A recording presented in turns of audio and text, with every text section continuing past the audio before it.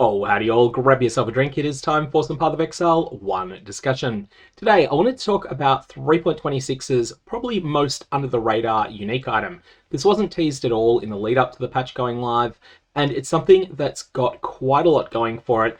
In many ways, it calls back somewhat to Watcher's Eye. The thing is, Watcher's Eye is the stronger of the two items, but you're only allowed to use one Watcher's Eye on a character, and Bound by Destiny might give you a bit of a feel of a second Watcher's Eye. What Bound by Destiny does is it provides a big payoff for a different type of investment. Watcher's Eye says, use these auras, we'll pay you off for it in some way. And there'll be 3 different mods, or potentially 2, depending on where you source your Watcher's Eye from.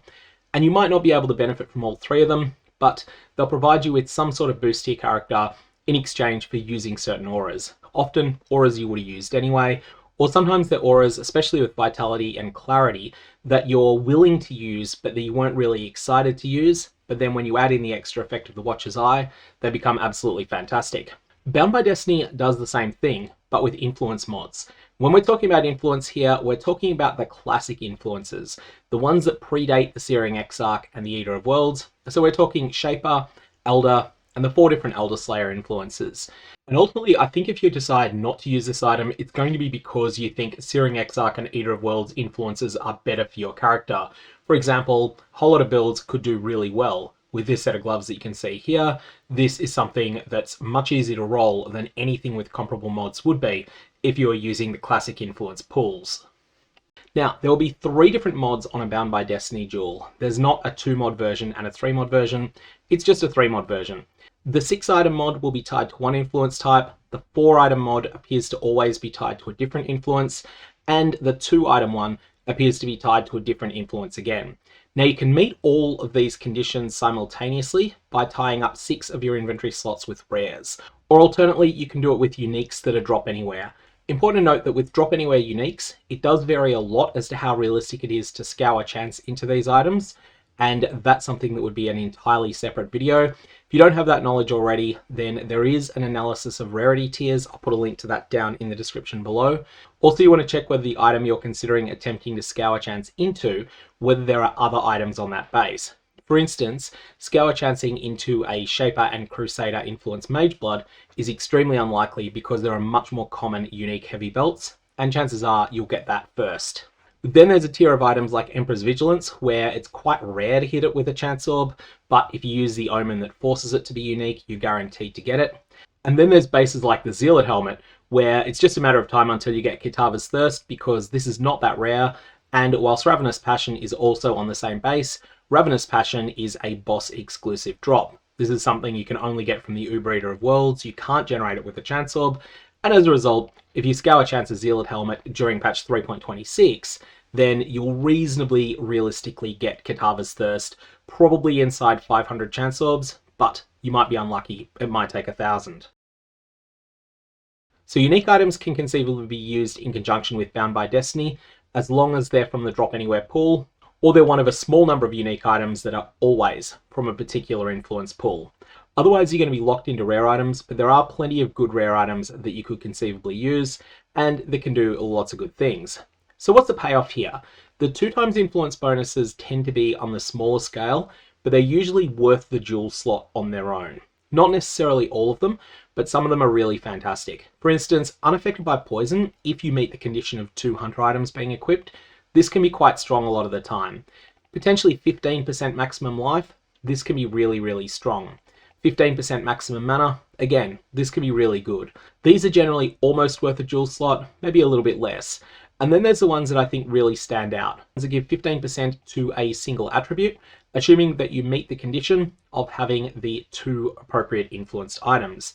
So the 2x influence bonuses, there's plenty of good ones there. It's not like these are all trash. But the real power comes in the 4 and 6 influence item bonuses. Here, among other things, we have up to 1.5% base spell critical strike chance, or the same for attacks. I'm currently theory crafting a second build of the league, and it's most certainly going to be using this, and it's going to be using it alongside a Shaper mod from the top pool, which is 15% of physical damage as extra of each element if 6 Shaper items are equipped. These two are going to work very well together on the build that I've got in mind. However, lots of other things that are worthwhile considering here. Another thing worth keeping in mind, if you're using the Timeless Duel exclusive notable Divine Flesh, then 3% maximum Chaos Resistance is really, really strong. You're probably going to want to get Chaos Resist to the absolute cap, the hard cap of 90%, if you're playing a Divine Flesh build. And if you do that, the payoff is really substantial in tankiness. And this is one of the things, I think it's one of the easier sources of increasing your maximum Chaos Resistance. There's a bunch of other ways of doing it. I'm not saying that you have to use this, but it's definitely something that you should consider as an option in your build. But probably most exciting to most people here is 5 to 10% of physical damage shifted into an element. This is a stat that Grinding Gear Games have become very stingy with recently because it's so powerful, and it's something that you can get in these 4 influence item bonuses. Additionally, this is also the influence type that is associated with getting more of that same stat on other items. So for instance, Phys is taken as cold. This is a Redeemer mod, and you also get more of it on this duel when you're using Redeemer mods. And then the 6 times influence item bonus ones, these are the highest payoff, but they're also the hardest conditions to meet. +1 to an entire category of skill gems, or in the case of the Shaper version, it's support gems instead. This is really substantial. Note that the Shaper one does call out that it's only non-exceptional support gems that get that bonus, but that's only the case for the Shaper ones. Exceptional supports are Enlighten, Empower, and Enhance.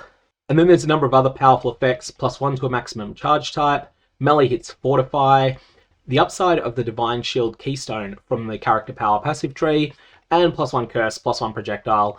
Lots of other just really strong effects that are found here. So what's the best way to use this? Ultimately, I think what you want to do here is have a look for combinations of 2 mods that synchronize pretty well together for a particular skill. As an example, I'm considering playing around with Spectral Shield Throw of Trathus next, and gaining physical damage as extra of each element is pretty good. I'm going to be lightning converting the skill so I can make full use out of the lightning damage, but the cold and the fire damage isn't wasted either. And then on top of that, I'm also going for attack critical strike chance because base crit is pretty important for that build. It's a reasonably hard stat to get. But there's also a number of other things that could conceivably go well together. For instance, +1 maximum frenzy charges, conditional on having a whole lot of Redeemer items. And you could also have that alongside attack crit, or you could have it alongside a whole bunch of other things. Something else you might want to consider is also the synergy that this item has with the Eternity Shroud. The Eternity Shroud encourages you to equip a lot of Shaper items, and also quite often those Shaper items will also have another influence type on them as well. And so Eternity Shroud can definitely have a bunch of synergy with what you're trying to do with this new unique duel. Additionally, there's also Blasphemer's Grasp, which has fallen completely out of the meta in recent years. It used to be something that was fairly good, but it's not like it's a terrible item. It still does something reasonably strong. Cyclopean Coil sees a lot of play. There are a few of these inherently influenced items. Some of them are better than others, but they're all worth your while considering if you need to just make this duel work for you. Anyways, definitely give Bound by Destiny some consideration for your build.